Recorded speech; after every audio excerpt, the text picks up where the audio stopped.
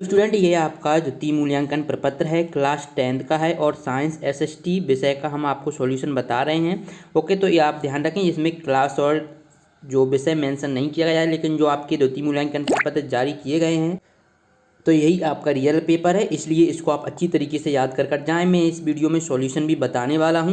इससे पहले अगर आप अभी तक आपने साइंस का नहीं देखा है तो देख लीजिएगा, और हिंदी का नहीं देखा तो हिंदी का भी आपको देखने को मिल जाएगा, मैथ का भी हमने बता दिया है। ठीक है, इतने सब्जेक्ट का हमने बता दिया है, सोशल साइंस के इसमें बता रहे हैं हम। ठीक है, फिर आपका बचेगा इंग्लिश और संस्कृत, ये भी आपको जल्दी देखने को मिल जाएंगे। अगर आप चाहते हैं कि एक साथ ही आपको इन 6 विषयों की PDF देखने को मिले तो आपको मैं इस वीडियो के बीच में बताने वाला हूँ प्रोसेस। अगर आप वो फॉलो करते हैं तो आप एक ही वीडियो के माध्यम से सभी विषयों के सॉल्यूशन देख पाएंगे।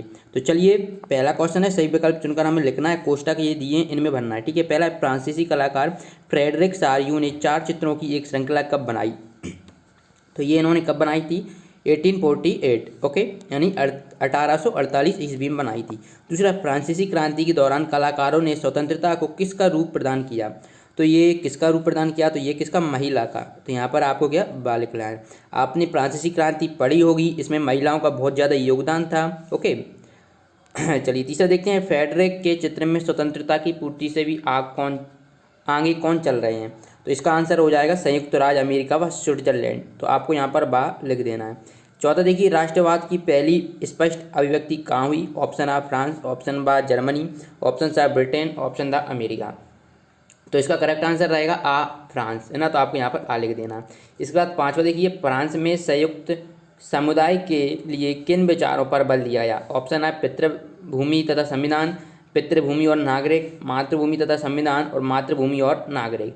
तो इसमें किसको दिया गया? तो ये पितृभूमि और नागरिक पर दिया गया। ऑप्शन बा करेक्ट यहाँ पर लिख देना है।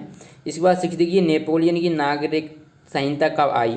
तो नेपोलियन की कब आई थी? 1804 में नागरिक संहिता आई थी, यानी ऑप्शन बा आपको करेक्ट कर देना है। इसके बाद सातवां के आंसर यहाँ पर बताएंगे, इटली का एकीकरण कब हुआ था?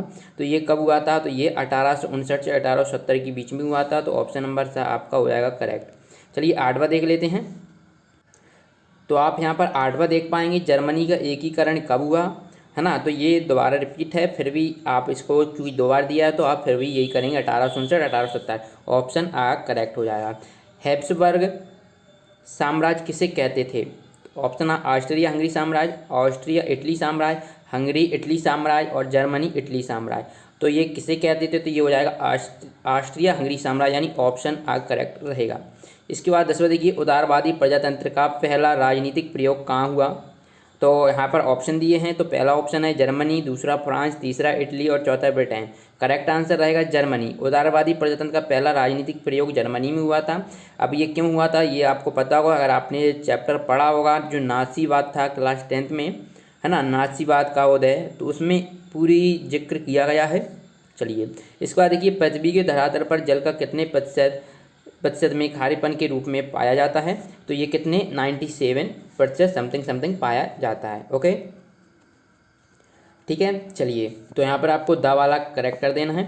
इसके बाद 12वां देखिए, क्या आपको डाउट आते हैं तो 5 सेकंड के साथ डाउट डट के साथ करो ना आउट।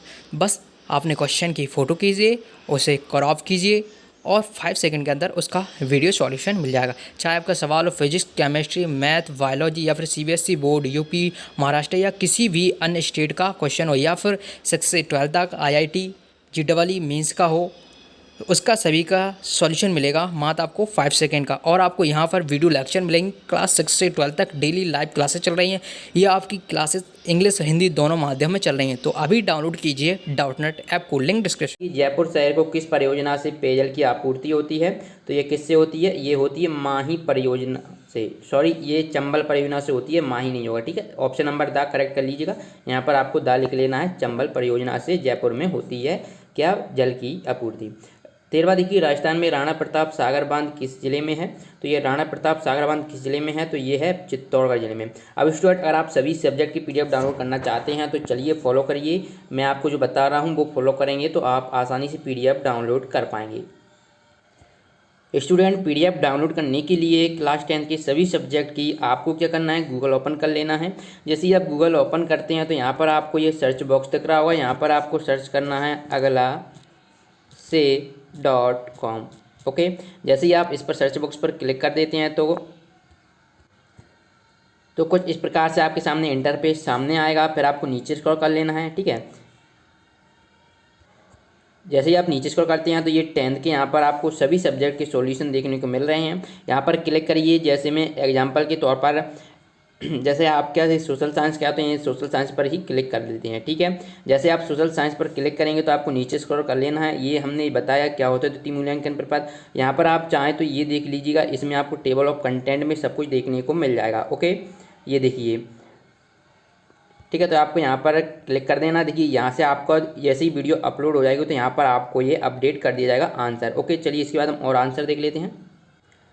हमारा 14वां क्वेश्चन है। 14वें क्वेश्चन में क्या पूछा गया है कि राजस्थान में परंपरागत जल संरक्षण के रूप में बेरियां या छोटी कुई किन जिलों में हैं? तो इसका स्टूडेंट करेक्ट आंसर हो जाएगा बाड़मेर व जैसलमेर में है। तो यहाँ पर आपको सा लिख देना है। इसके बाद 15वां देखिए स्टूडेंट, जैसलमेर जिले में मध्यकाल में पालीवाल ब्राह्मणों द्वारा अपनाई गई जल संरक्षण तथा जल प्रबंधन कैसी तकनीक है? तो ये कैसी तकनीक है? तो ये आपकी खड़ी यानी ऑप्शन आ आपका करेक्ट रहेगा। इसके बाद 16वां देखिए, मिट्टी से निर्मित बांध कौन सा है? तो ऑप्शन है रामगढ़ बांध, पांचना बांध, माही बाजाज बांध, राणा प्रताप बांध, है ना। तो ये कौन सा बांध है? पांचना बांध, यानी ऑप्शन बा करेक्ट रहेगा।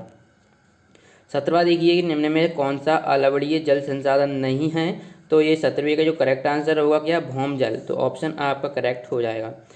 18वां देखिए कि वर्षा जल संग्रहण तकनीक टाँका का संबंध किस राज्य से है?